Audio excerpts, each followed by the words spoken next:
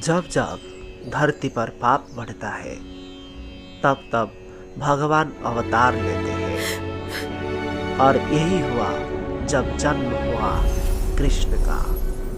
यदा यदा हि धर्मस्य ग्लानिर्भवति भारतम अभ्युत्थानमधर्मस्य तदात्मानं सृजाम्यहं परित्राणाय साधूनां विनाशाय च दुष्कृता धर्म संस्थापनार्थाय संभवामि युगे युगे। बहुत समय पहले जब अधर्म बढ़ गया था, पृथ्वी दुखी होकर देवताओं के पास गई और देवताओं ने भगवान विष्णु से प्रार्थना की, हे प्रभु पृथ्वी को बचाइए। भगवान विष्णु ने वचन दिया, मैं स्वयं अवतार लेकर अधर्म का नाश करूंगा। इसी समय मथुरा में कंस नाम का अत्याचारी राजा राज करता था। उसकी बहन देवकी की शादी वसुदेव से हुई। शादी के समय आकाशवाणी हुई, देवकी का 8वां पुत्र कंस का वध करेगा। ये सुनते ही कंस डर गया और उसने देवकी वसुदेव को जेल में डाल दिया। कंस इतना निर्दयी था कि उसने देवकी के एक एक करके 6 पुत्र की हत्या कर दी। जेल में हर बार जन्म और हर बार मौत। माता पिता की पीड़ा का कोई अंत नहीं था। जब 7वां और 8वां पुत्र आने का समय आया, तब एक अद्भुत चमत्कार हुआ। भगवान विष्णु ने देवकी के गर्भ में प्रवेश किया। उस समय देवता आकाश से आए और गर्भ में ही भगवान को स्तुति करने लगे, हे प्रभु आप ही सृष्टि के रक्षक हैं। आपके आने से अधर्म का अंत होगा।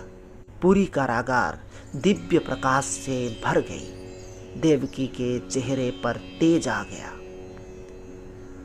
भाद्रपद मास की अष्टमी की रात, चारों ओर अंधेरा था, तूफान था और उसी क्षण भगवान कृष्ण का जन्म हुआ। जन्म लेते ही उन्होंने अपना दिव्य रूप दिखाया। 4 भुजाएं, शंख, चक्र, गदा और पद्म के साथ वसुदेव और देवकी ने भगवान के दर्शन किए। भगवान ने कहा, अब मुझे गोकुल ले जाओ। इतना बोलने से ही तभी चमत्कार हुआ। जेल के दरवाजे खुल गए, पहरेदार सो गए, बेड़ियां टूट गई।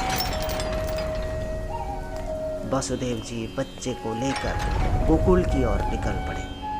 रास्ते में आई उभरती हुई यमुना नदी, लेकिन नदी शांत हो गई और शेषनाग ने अपने फनों से भगवान की रक्षा की।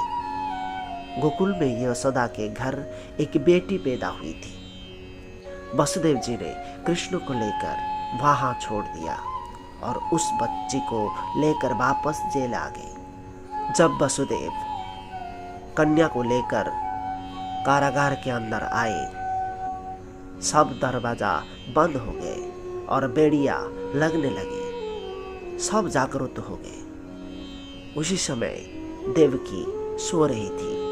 उसके पास बेटी को छोड़कर वो भी सो गए और उस समय वो कन्या की रोने का आवाज चारों दिशा में गूंज गई। हर किसी को पता चला कि बेटी हुआ है।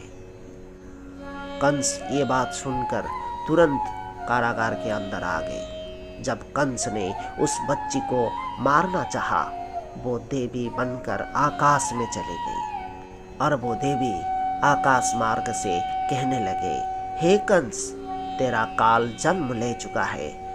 और वो देवी कोई नहीं, वो था योग माया अष्टभुजा।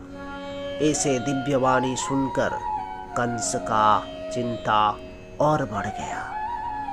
इस तरह हुआ भगवान श्री कृष्ण का अद्भुत प्रकट्य, जो आगे चलकर धर्म की स्थापना और अधर्म के विनाश का कारण बने। अगर आपको ये कहानी पसंद आई हो तो लाइक, शेयर और सब्सक्राइब जरूर करें।